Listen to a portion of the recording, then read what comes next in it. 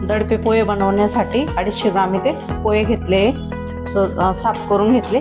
आता ते आपण धुवून घ्यायचे. एका भांड्यामध्ये चाळण घेतली.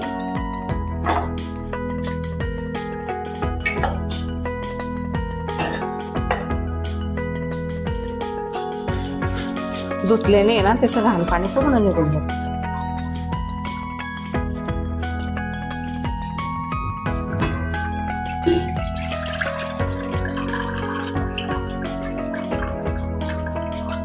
असंच आपण 5 मिनिटं असं नितळलं ठेवू. दडपे पोह्यांना आपल्याला नारळाचं पाणी, नारळाचं किस करून तो वापरायचा आहे त्याच्यामध्ये. तर आता त्या नारळाला जो डोळा आहे ना, स्क्रूच्या बिनवी असं ओल करून घेते ना आपण पाणी काढून घेऊ त्याच्यातलं.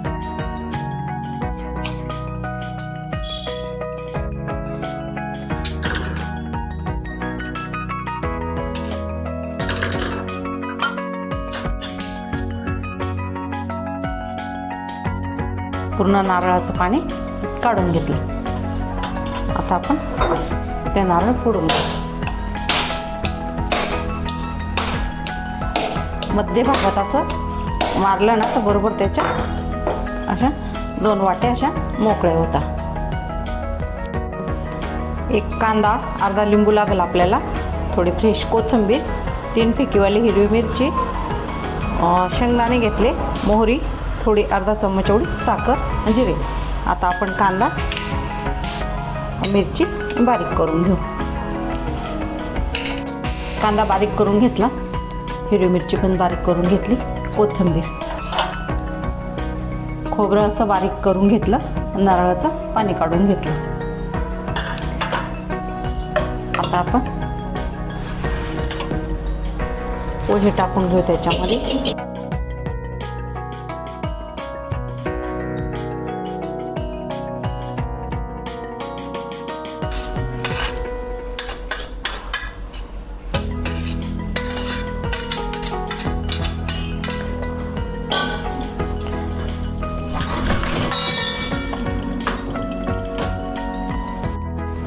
त्याच्यामध्ये कांदा कापून घेतलेला ना तो टाकून घ्यायचा.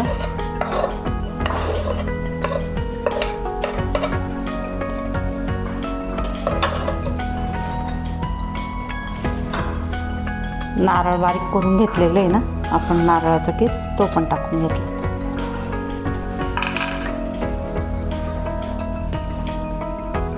लिंबू टाकून घे.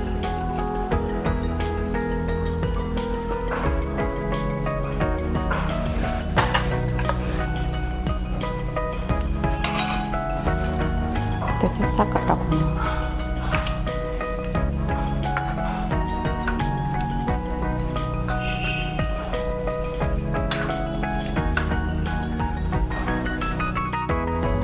गॅसवर पॅन ठेवला, त्याच्यामध्ये तेल टाकून घे.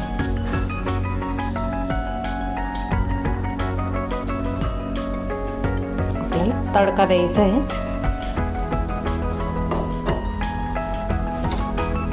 पॅनमध्ये मोहरी टाकून दिली. मोहरी तर कढायला लागले, थोडं जिरं टाकलं. त्याच्यातच आपल्याला शेंगदाणे टाकून घ्यायचे.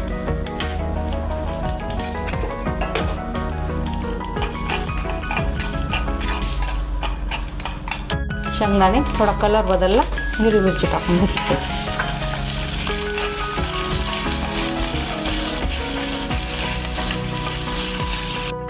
तयार झाला.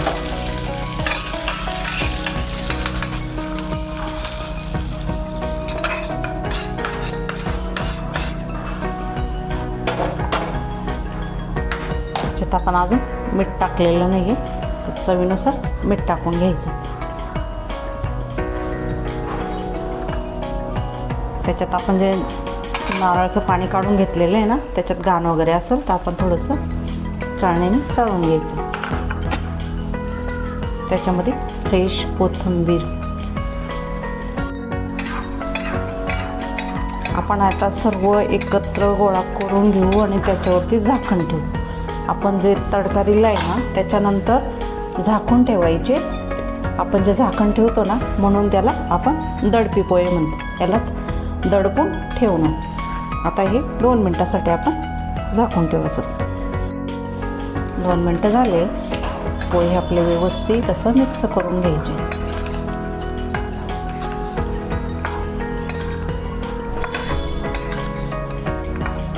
छानच मस्त सुगंध वास येतो त्याचा.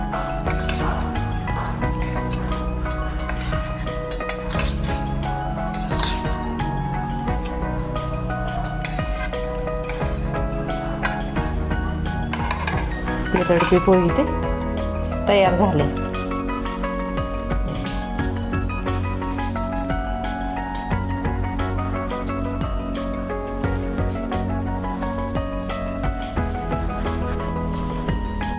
दडपे पोह्याची रेसिपी आजची आपली पूर्ण झाली. रेसिपी कशी वाटली मला नक्कीच कमेंटमध्ये कळवा. यूट्यूबवरती लाईक करा, शेअर करा, सबस्क्राईब केलं नसेल तर सबस्क्राईब करा. इंस्टाग्राम फेसबुकवर फॉलो करा. माझी रेसिपी कशी वाटली मला नक्कीच कळवा.